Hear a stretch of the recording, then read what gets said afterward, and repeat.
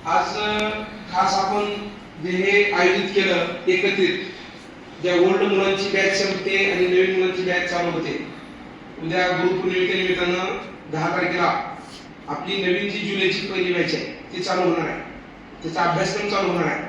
जरी तुम्ही 1 जुलैला रुजू झालात तर अभ्यासक्रमाची सुरुवात ही 10 जुलैपासून, जी की स्वामी समर्थांच्या पावनभूमीमध्ये खूप मोठ्या प्रमाणात गुरुपौर्णिमा साजरी केली जाते. त्या गुरुपौर्णिमेचं औचित्य साधून आपण या बॅचची सुरुवात करतोय. याच्यामध्ये काय गोष्टी नवीन मुलांना समजावायच्या आहेत, काय गोष्टी जुन्या मुलांना अगदी हक्काने सांगायचे की बाबा काय केल्यानंतर काय होतं. आपण प्रत्येक वेळी 1ली ते 12वीचे शिक्षण घेत असताना ज्या पद्धती आपण अवलंबल्या होत्या, त्या करिअरच्या दृष्टिकोनातून 12वी पर्यंत शिक्षण नसताना हे शिक्षण तुमच्या एका रेसचं शिक्षण आहे. आपण स्पर्धेच्या युगात आहोत. इतरांच्या तुलनेमध्ये आपण अभ्यास करत असताना, फिजिकल करत असताना किंवा प्रत्येक टप्प्यावरती स्वतःला कशा पद्धतीने चेंज केला पाहिजे, त्यासाठी मी तुम्हाला आज काय महत्त्वाचे टिप्स म्हणा किंवा ट्रिक्स म्हणा देणार आहे. याच्यात सिद्धाराम शंकर प्रतिष्ठान पोलीस व सैन्य भरती पूर्व प्रशिक्षण केंद्र गेली 20 वर्षापासून चालतं. महाराष्ट्रात अनेक असे ट्रेनिंग सेंटर आहेत, पण स्वतःच्या 5 एकर जागेमध्ये 30,000 स्क्वेअर फीटची ही भव्य इमारत, हा 500 मुलं एकत्रित बसणारा हॉल तुम्हाला सर्व बाबी चांगल्या पद्धतीने कशा देता येतील यासाठी असणारे संस्थेचे प्रयत्न, त्याच्यामध्ये योग्य असणारा आहार, योग्य असणारा फिजिकल, योग्य असणारं टीचिंग, तसे मॅनेजमेंट, हे एका हाताने न होता सर्वांनी एकत्रित येऊन केलं तर त्या गोष्टी खूप सुलभ आणि सोप्या पद्धतीत होतील. याच्या मागे काय केलं पाहिजे, तुम्हाला प्रत्येकाला मला काहीतरी बनायचं आहे हा महत्वाकांक्षी निर्णय स्वतःमध्ये घेता आला पाहिजे. इतरांकडे बघून ट्रेनिंग घेण्यापेक्षा स्वतःच्या जो करिअरचा जो पॅटर्न असतो, म्हणतात ना पोलीस दलामध्ये संरक्षण आहे खरं निग्रह नाही, सज्जनाचं रक्षण दुर्जनाचा नाश, खाकी वर्दी माझं स्वप्न आहे, ड्रीम खाकी वर्दीचे, स्वप्न खाकी वर्दीचे, हे मिळवण्यासाठीचे प्रयत्न तुमचे आहेत. तुमच्या आई वडिलांचे स्वप्न त्याच्या मागे वेगळेच आहेत. फक्त आपल्याला ज्यावेळी जे मिळालं पाहिजे ते मिळालं नाही, म्हणून आपण आज इथे येऊन बसलेला आहोत. कोळेकरवाडी 1ली ते 12वी, 1ली ते 4थी, 4थीचा बोर्ड, 5वी ते 7वी, 7वीचा बोर्ड, 8वी ते 10वी, 10वीचा बोर्ड, 11वी ते 12वी, 12वीचा बोर्ड, मग पुढे ग्रॅज्युएशन, त्याच्यानंतर पोस्ट ग्रॅज्युएशन, वेगवेगळ्या घटकावरती वेगवेगळी डिग्री घेत असताना त्याचा वय, त्याचं शिक्षण, त्या शिक्षणावर आधारित असणाऱ्या नोकऱ्या, आपल्याला काय केलं पाहिजे, कशा पद्धतीने केलं पाहिजे, याचं मूल्यमापन आपल्याला करता आलं पाहिजे. कधी, केव्हा आणि कसा बदल आपल्यामध्ये झाला पाहिजे याचा अभ्यास तुम्हाला होणं गरजेचं आहे.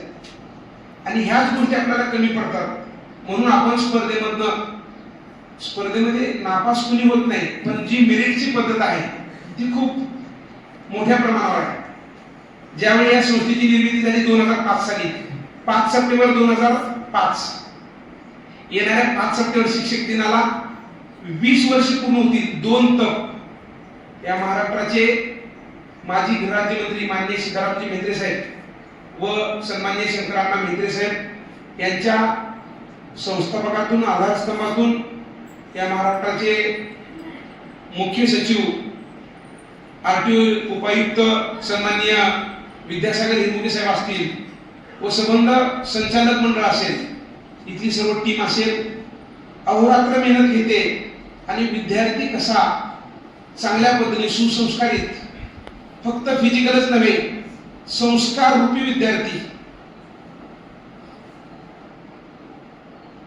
झाडाला फळं तर लागताच, आंब्याचे अनेक प्रकार आहेत, पण आपण हापूस आंबा मागतो, तसं एक चांगला सर्वगुण संपन्न विद्यार्थी ह्या SSP ट्रेनिंग सेंटर मधून घडतो. याला दोन मोठी ताकद या ठिकाणी लाभलेली आहे. एक श्री स्वामी समर्थांचं मंदिर, स्वामी समर्थांचा असणारा खूप मोठी ताकद, आशीर्वाद आणि या ठिकाणी असणारी आपली आई कुललक्ष्मी माता, या दोन गोष्टी आपल्यासाठी खूप पॉझिटिव्ह आहेत. त्या ठिकाणी 2005 साली आम्ही एकत्रित येत असताना 2006 पासून सुरुवात केली आणि आज 19 वर्ष संपतायत. कुठलीही अडचण, कुठलीही एक छोटी म्हणतात ना एवढी मोठी इमारत उभा केली, एक सुतळी पण कमी पडली नाही, साधं कुणाचं रक्त देखील निघालं नाही, कुठलाही अडचणीचा किंवा त्रासाचा मार्ग असतो तो कधीही आला नाही. सुलभ आणि चांगल्या पद्धतीने मार्ग आला, कष्ट करत गेलो आणि ही संस्था एवढ्या मोठ्या प्रमाणात थांबली. म्हणून आज महाराष्ट्रातल्या 36 जिल्ह्याच्या कानाकोपऱ्यातून नव्हे तर कर्नाटक राज्यातून देखील विद्यार्थी इकडे येतात. ह्याचे एकमेव कारण म्हणजे या संस्थेतून एक आदर्शवत विद्यार्थी घडतो, एक संस्कार असणारा, शिस्त. बरेचसे पालक 10वी झाल्यानंतर विद्यार्थ्याला आणून सोडतात. 11वी 12वी विद्यार्थी 10वी नंतर काय करावं ह्या समभ्रमात असणारे पालक आणि विद्यार्थ्यांना लागलेला मोबाईलचा छंद, अनेक वेगवेगळ्या कारणांनी विद्यार्थी त्रस्त आहे. त्या सर्व कारणांनी आई वडील त्रस्त आहेत. मग आता मुलगा काय करायला पाहिजे, कुठल्या मार्गाने गेला पाहिजे, कुठला क्षेत्र निवडला पाहिजे, यासाठीचा हा या संस्थेचा खूप चांगला आलेख आहे. कष्ट करण्यासाठी, शिकणाऱ्यासाठी, वेळेचं नियोजन करून पुढे जाण्यासाठी खूप चांगला आहे. खूप चांगला पॅटर्न या ठिकाणी संस्थेनं राबवलेला आहे. आताच्या काळामध्ये 100% बदल आपण नवीन जी की महाराष्ट्र शासनाचा पोलीस भरतीचा पॅटर्न आहे त्याप्रमाणे आपण राबवतो. ठीक आहे, नवीन धर्तीवरती केला जाणारा फिजिकलचा अभ्यास, वेगवेगळ्या विषयांचा अभ्यास, ह्या दोन्हीची लागणारी जोड, ह्याच्यातून येणारा मेरिट, वेगवेगळे जे कास्ट असतील मग त्याच्यामध्ये ओपन आहे, इकॉनॉमिक्स एसी विषय आहे, मग त्याच्यामध्ये एनटी अ, एनटी ब, एनटी क आणि एनटी ड, एसपीसी आणि एससी, एसटी, ओबीसी अशा वेगवेगळ्या घटकावरती या ठिकाणी भरती प्रोसेस चालते. त्यामध्ये मेरिटची जी पद्धत आहे ती आज खूप उच्च लेवलला जाऊन पोहोचलेली आहे. 2006 आमच्याकडे कमीत कमी मुली होत्या, मला वाटतं 11 का 15 मुली होत्या. त्यातल्या जवळजवळ 95% मुली यशस्वी झाल्या आणि पहिल्या बॅचला माझ्याकडे 187 मुलं होती 2006च्या. त्यातले शेवटच्या ट्रेनिंग पर्यंत 100 मुलं टिकले. त्यातले 62 मुलं पहिल्या महाराष्ट्र शासनाच्या 2006च्या भरतीमध्ये यशस्वी झाले. त्याचा खूप मोठा चांगला रेशो होता. तेव्हा ग्राउंडिंग हार्ड होता आणि अभ्यासाची पद्धती वेगळी होती. पण आता काय झालं, सर्व गोष्टी तुम्हाला सहज प्राप्त होत आहेत. युट्यूबच्या माध्यमातून असेल, वेगवेगळ्या मीडियाच्या, सोशल मीडियाच्या माध्यमातून असेल, तुम्ही सर्च केला तर त्या व्यक्तीचं पूर्ण नावानिशी एखादी आदर्शवाद व्यक्ती स्वामी विवेकानंद त्यांची माहिती, महामानव डॉक्टर बाबासाहेब आंबेडकरांची माहिती, छत्रपती शिवाजी महाराजांची माहिती, या प्रत्येकाची माहिती तुम्हाला चंद सेकंदामध्ये युट्यूबच्या माध्यमातून प्राप्त होते. पूर्वी काय होतं, ह्या गोष्टी पुस्तकातून, वेगवेगळ्या पुस्तकातून हुकायला लागायच्या आणि मग समोर आणून द्यावं लागायच्या. आता हे सहज आहे, सोप्या पद्धतीत आहे. पण आपण काय करतो, ह्या मोबाईलचा चांगला वापर करण्याऐवजी ह्या मोबाईलचा वेगळ्या पद्धत, रात्री तुम्ही बघितलात किती अवघड घटना आहे. माझ्या 45 वर्षाच्या आयुष्यामध्ये मी महाराष्ट्रातले 36 जिल्हे फिरलोच, पण भारतातले किमान 28 राज्य, तिथले 17-18 राज्य फिरलोय. मला कधीच असा अनुभव आला नाही, एवढा मोठा अनुभव मी काल पवारकडे घेतला. जाता जाता सहजरित्या आम्हाला कुठलंही पुस्तक वाचायची गरज नाही मॅडम. हे जवळजवळ 400 पुस्तकं आमच्या समोर आहेत. वेगवेगळ्या विषय घेऊन आलेले प्रत्येक विद्यार्थी या ठिकाणी आहेत.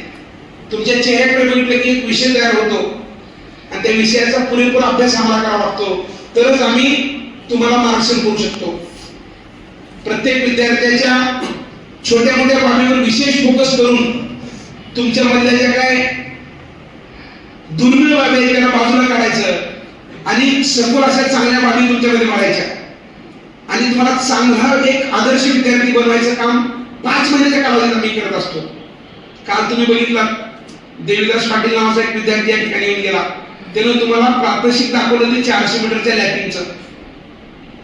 इथून गेलेला प्रत्येक विद्यार्थी हा समाजाला दिशा देणारा आणि नोकरीच्या ठिकाणी आदर्शवाद प्राप्त करणारा आहे.